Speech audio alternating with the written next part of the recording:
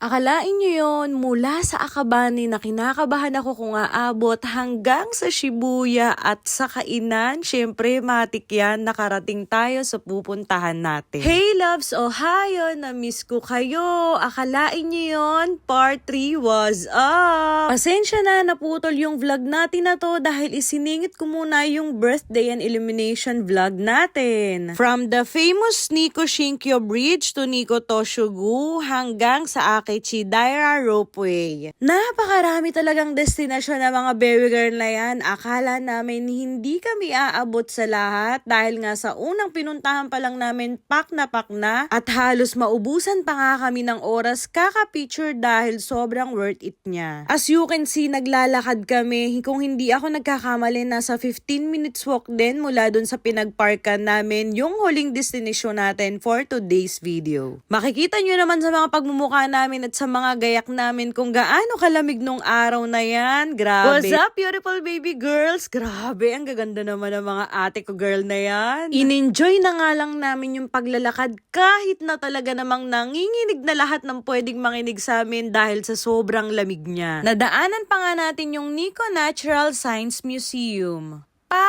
Kegon Falls 2025.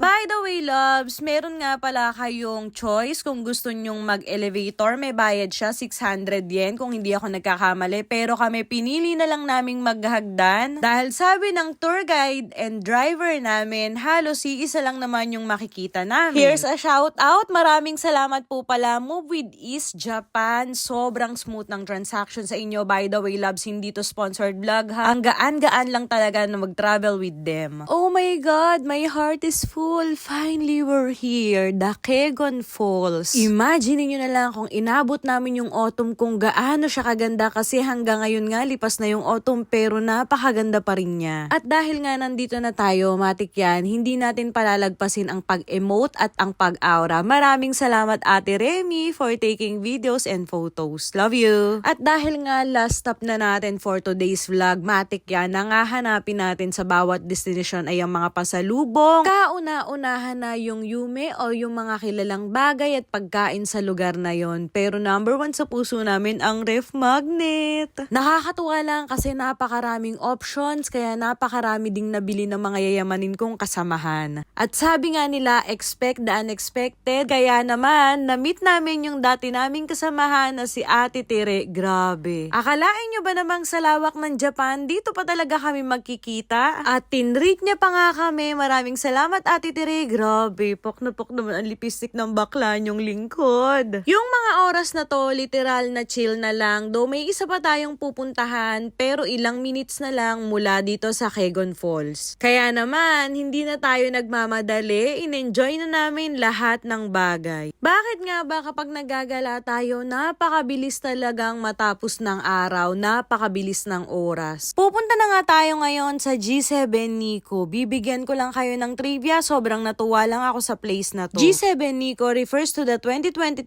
G7 Ministerial Meeting on Gender Equality and Women's Empowerment held in Nikko, Japan. Kahit paano na-enjoy pa rin namin yung place kasi hindi pa siya sobrang dilim kaya ang perfect pa rin niya. Marami at isa na naman ako sa mga OFW na sobrang grateful para sa mga privilege na kagaya ng ganito. Kaya walk with ganda. Maraming salamat sa line mo. Tunay ngang ang sarap-sarap mabuhay. Ilalagay ko sa dulo ng caption ng vlog na to yung part 1 and part 2 at ilalagay ko rin yung link ng Move with Ease Japan para sa mga gustong magpabook sa kanila.